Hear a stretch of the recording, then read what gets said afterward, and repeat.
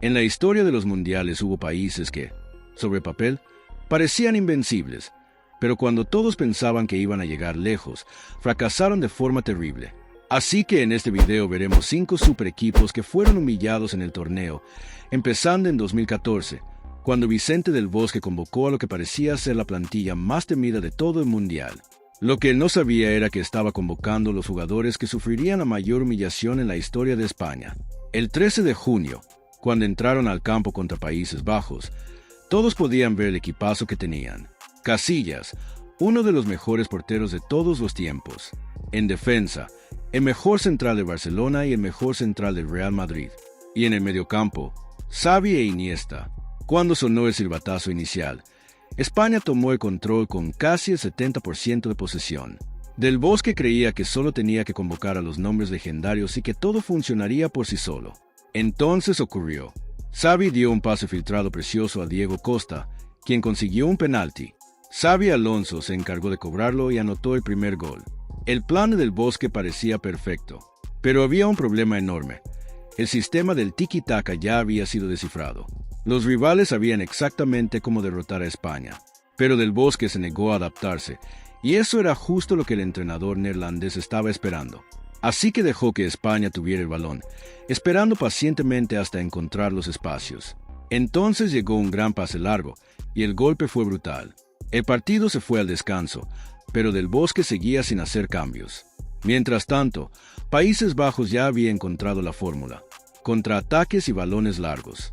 Justo al inicio del segundo tiempo, ocurrió otra vez. Enviaron un pase largo a Robben, quien controló el balón, regateó y lo mandó al fondo de la red. Para entonces, ya era demasiado tarde para un plan B. Países Bajos siguió golpeando una y otra vez, hasta terminar el partido 5-1. Entonces Del Bosque finalmente vio que algo no estaba funcionando. Para el siguiente partido contra Chile hizo cambios. Piqué salió, entró Javi Martínez. Xavi salió, entró Pedro. Pero mantuvo a Casillas, que no estaba en su mejor momento, e insistió con la misma estrategia para la que Chile estaba totalmente preparado. Todo lo que hizo falta fue un pase fallido en el mediocampo. Chile lanzó un contraataque y mandó el balón al fondo de la portería. Desesperada, España empezó a cometer faltas.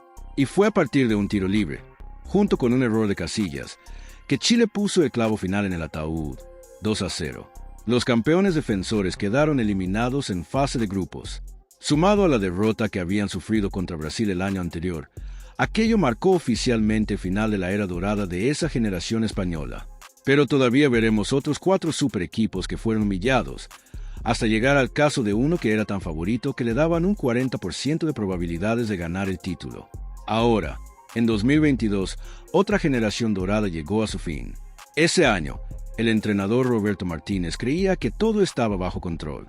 4 años antes habían terminado terceros y todavía tenían nombres de clase mundial. El mejor portero del mundo, Courtois; el mejor mediocampista, De Bruyne; además de Lukaku, Jeremy Doku, Hazard y muchos otros. Además de eso, estaban en el segundo lugar del ranking FIFA. Así que Martínez tomó una decisión arriesgada: confiar en el pasado, convocando básicamente a los mismos jugadores de la campaña anterior. Pensó que la experiencia sería suficiente, pero las primeras señales de alarma aparecieron en el primer partido contra Canadá. Bélgica tenía una plantilla valuada en más de 500 millones de euros. Sobre el papel, era muy superior, pero en la cancha, Canadá generó más oportunidades mientras Bélgica se veía lenta. Seguían con vida gracias a un solo hombre, Courtois, quien detuvo un penalti. Luego llegó un balón largo para Batshuayi, que remató y anotó. A pesar de jugar peor, Bélgica ganó 1-0, pero no se sintió como una victoria. Y después de ese partido, la bomba explotó. De Bruyne dio una entrevista diciendo que no tenían posibilidades de ganar el título porque ya estaban demasiado viejos. Imagínate escuchar eso de tu mejor jugador. Así que cuando fueron a enfrentarse a Marruecos, su confianza ya estaba completamente destruida. Martínez tenía un equipo roto, pero aún así insistió con jugadores que claramente estaban fuera de forma. Entonces Marruecos siguió cerrando los espacios hasta que el mismo jugador que los había salvado contra Canadá cometió un error enorme. Centro al área. Oh, esta vez entró. ¿Contará este gol? Martínez parecía totalmente sin ideas. Bélgica empezó a mandar balones largos una y otra vez, pero la defensa simplemente los rechazaba. Y justo antes del final, Marruecos puso el último clavo en el ataúd, 2-0. Ahora la única esperanza de Bélgica era vencer a Croacia en el último partido. Para eso, Martínez metió a Lukaku, pero fue un desastre. Falló 4 ocasiones clarísimas. Así que Bélgica no pudo pasar el empate 0-0 y quedó eliminada, marcando el final de su generación dorada. Pero Bélgica no era tan favorita como el siguiente super equipo que fue humillado en el Mundial celebrado en Rusia. El entrenador Joachim Löw ni siquiera recordaba lo que se sentía perder. Se sentía tan invencible que, un año antes, había ganado la Copa Confederaciones usando prácticamente solo al equipo suplente, además de ser el vigente campeón del mundo. Así que pensó que su sistema siempre funcionaría y convocó lo que parecía un super equipo. En la portería, Manuel Neuer. En la defensa, Kimmich. En el mediocampo, Toni Kroos, Khedira y Özil. Y arriba, Werner y Müller. Era una plantilla valorada en más de 800 millones de euros. Pero había un detalle que lo ignoró. Los jugadores que habían ganado el Mundial anterior ahora eran 4 años más viejos. El hambre y la intensidad ya no eran las mismas. Aún así, decidió seguir confiando en ellos, incluso dejando fuera a jóvenes talentos como Sané. Algunas personas ya sospechaban que su plan no iba a funcionar, pero nadie se atrevía a cuestionarlo. Entonces llegaron a su primer partido, Alemania contra México, y Löw mantuvo su estilo, mucha posesión y casi todos los jugadores lanzados al ataque. Sabía el riesgo de dejar la defensa expuesta, pero sentía que su equipo era tan superior que no le importó. Y eso era exactamente lo que el entrenador de México estaba esperando. Solo necesitaba una oportunidad. En cuanto México recuperó el balón, vio los enormes espacios que Alemania había dejado atrás y lanzó un contraataque rápido para marcar gol. El entrenador mexicano había estudiado a Alemania durante meses. Sabía exactamente lo que iban a hacer y logró bloquear cada ataque. Así que nadie más anotó y Alemania fue derrotada. Eso fue un golpe enorme. Para el siguiente partido, lo sacó a Özil y Khedira, haciendo el equipo más rápido. Fue entonces cuando lograron vencer a Suecia con un gol en los últimos minutos. Parecía que su plan estaba funcionando otra vez. Ahora la situación era simple. Un último partido, Alemania contra Corea del Sur.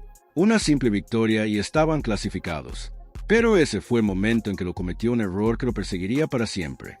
Volvió a meter a Süle y Khedira en el 11 titular, haciendo que el equipo fuera más lento otra vez. Aún así, él creía que sería una victoria fácil, pero Corea del Sur estaba preparada. Su táctica era cerrar el mediocampo, así que Alemania se vio obligada a depender de centros al área.